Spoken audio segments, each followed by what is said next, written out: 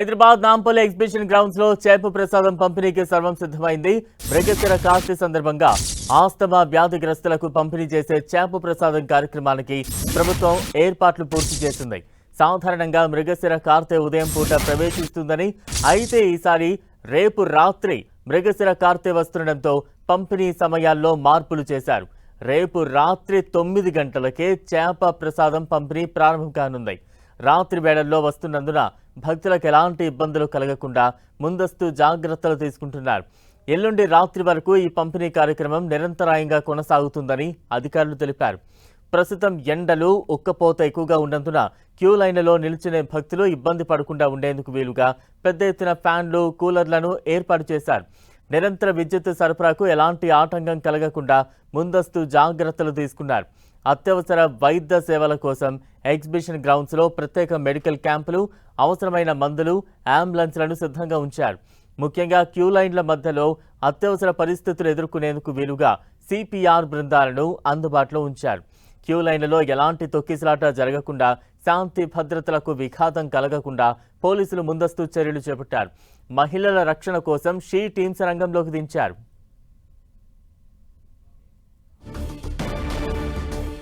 ఇక రేపు రాత్రి 9 గంటల తర్వాత నుంచి కూడా చేప మందు ప్రసాదం పంపిణీ కానుంది. తాజా అప్డేట్స్ అందించేందుకు మా ప్రతినిధి రాముడు సిద్ధంగా ఉన్నారు. రాముడు.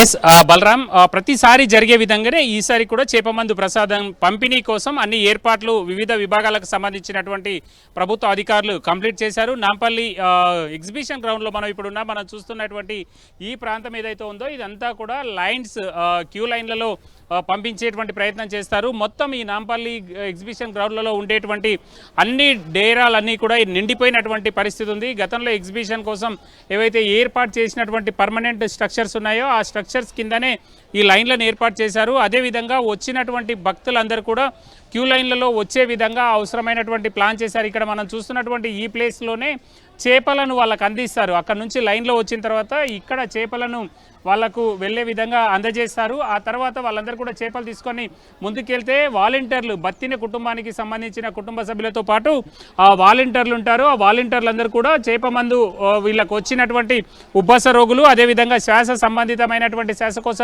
సంబంధితమైనటువంటి వ్యాధులు ఉండేటువంటి వాళ్లకు ఆ చేప మందు ప్రసాదాన్ని పంపిణీ చేస్తారు. ఎవరైతే చేపలు తినరో వాళ్ళకి బెల్లంలో పెట్టి ఆ మందును ప్రసాదం చేస్తారు. దాని అంతా కూడా ఇప్పటికే ఆ బత్తిని కుటుంబానికి సంబంధించినటువంటి వాళ్ళందరూ కూడా ఆ చేప మందు తయారీలో వాళ్ళు నిమగ్నమై ఉండగా ఇటు జిహెచ్ఎంసీకి సంబంధించినటువంటి అధికారులు పారిశుద్ధ్యం, అదేవిధంగా ఈ బారికేడింగ్ కానీ వీటన్నింటినీ కానీ రెవెన్యూ విభాగం అధికారులు చూస్తుండగా ఈ చేప పిల్లలు, కొరమీను చేప పిల్లలను మాత్రం మత్స్యశాఖ అధికారులు అందించనున్నారు. దానిల కోసం ఇప్పటికే టోకెన్లు జారీ చేస్తున్నారు. వచ్చిన వాళ్ళు వచ్చినట్టుగా లైన్లో వెళ్లే విధంగా టోకెన్లు జారీ చేస్తున్నారు. ఆ టోకెన్ తీసుకొని చేప పిల్లను సంబంధిత ఇక్కడ వచ్చినటువంటి పబ్లిక్ అందజేస్తారు. వాళ్ళు నేరుగా ముందుకెళ్ళిపోతే ఆ ప్రసాదం చేప నోట్లో పెట్టి వీళ్లకు అందజేస్తారు. ఆ విధంగా ఎలాంటి ఇబ్బందులు జరగకుండా ఉండే విధంగా ప్లాన్ చేశారు. మనం చూస్తే పెద్ద సంఖ్యలో వచ్చినటువంటి పబ్లిక్ అంతా కూడా ఇక్కడ ఉన్నారు.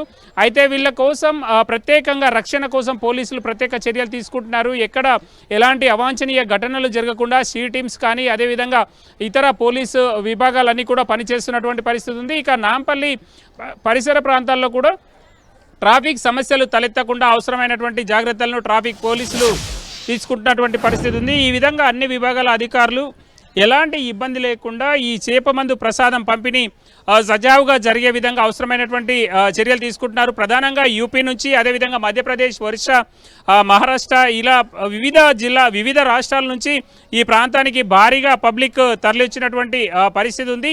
ఇంకా ఇది రేపు మధ్యాహ్నం తర్వాత కాబట్టి ప్రారంభమయ్యేది. ఈ రోజు నైట్కు, అదేవిధంగా రేపు ఉదయం వచ్చేటువంటి ట్రైన్స్కు చాలా ప్రాంతాల నుంచి ఇక్కడికి పెద్ద మొత్తంలో పబ్లిక్ వస్తారు. 1,00,000 మంది వరకు వస్తారని ఎక్స్పెక్ట్ చేస్తున్నారు. అందుకు తగ్గట్టుగా చేప పిల్లలను 1,00,000 వరకు ఇక్కడ రెడీగా చేసేటువంటి ప్రయత్నం మత్స్యశాఖ చేస్తుండగా అదనంగా ఇంకొక 70,000 వచ్చిన 70,000 చేప పిల్లలను కూడా వాళ్ళు అందుబాటులో ఉంచాలని డిసైడ్ చేశారు. ఒకవేళ పబ్లిక్ పెరిగితే కూడా ఎలాంటి ఇబ్బంది లేకుండా అవసరమైనటువంటి చర్యలు తీసుకోవాలనేది మత్స్యశాఖ ఏర్పాట్లు చేస్తుంది. బలరాం. రైట్, థ్యాంక్ యూ రాముడు.